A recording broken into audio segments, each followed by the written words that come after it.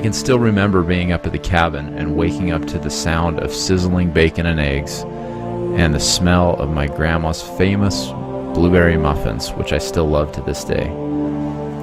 At the cabin, we'd go out back and wade through the creek, run through the woods, kill rattlesnakes, and hike to the cave.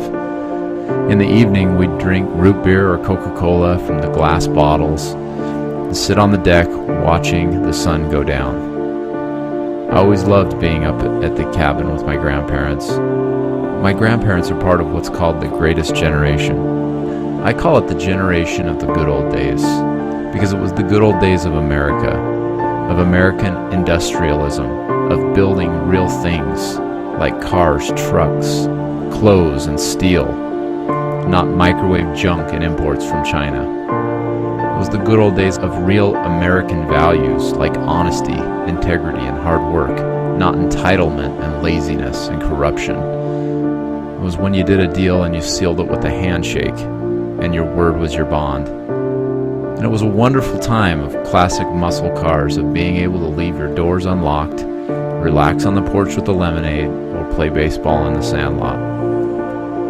Now it's not so much going up to the cabin as it is going down to my grandpa's ranch. And I love going down there because there's a huge old oak tree right next to a little stream that runs through the property. I love being able to go down there and slow down and just lean up against the oak tree in the shade and take a deep breath and just think. Now obviously not all of the good old days were good. After falling in love with the market, after lusting after the sexy promises of fast money on Wall Street, after getting burned in events like the Great Depression and dealing with World War II, the greatest generation figured out that they were going to take a cautious approach with their money. They weren't going to lose it again. They'd seen what happens when you risk your money and lose it. And for years, literally decades, this generation saved their money safely and securely, not risking it and gambling it in Wall Street. After events like the Great Depression and World War II, the greatest generation took a cautious approach to financial planning, investing, and retirement. The buzzwords for this generation were guarantees and safety. They saved their money. It's not surprising considering in 1929 the stock crash that lost people fortunes and the financial collapse and insolvency of over 10,000 banks. After these horrible events, people avoided stocks and equity markets like the plague. In fact, in 1952, 23 years after the 29 crash, stockholders represented only 4% of the American population.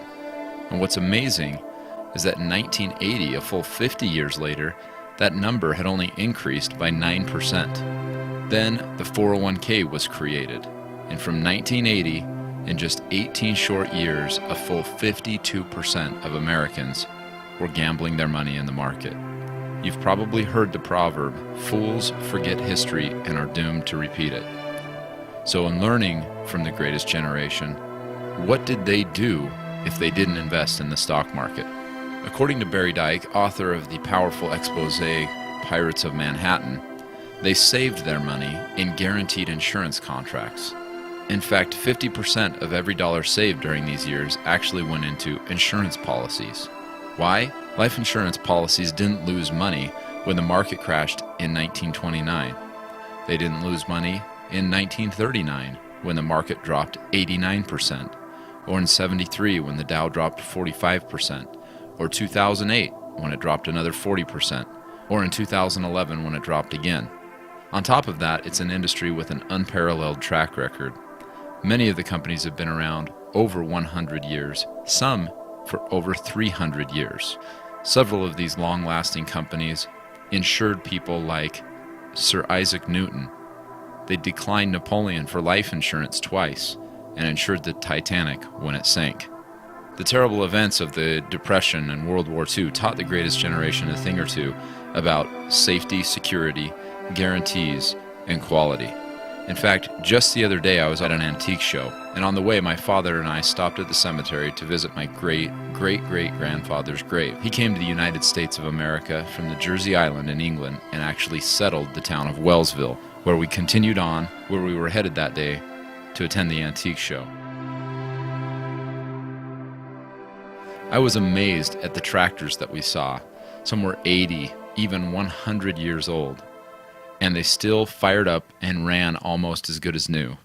In today's microwave society, we're lucky to keep something running for a few years, let alone a decade or a century.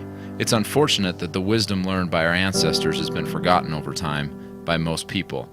But not everybody. There are still those who value a good hard day's work, who love their family and want to keep their money safe.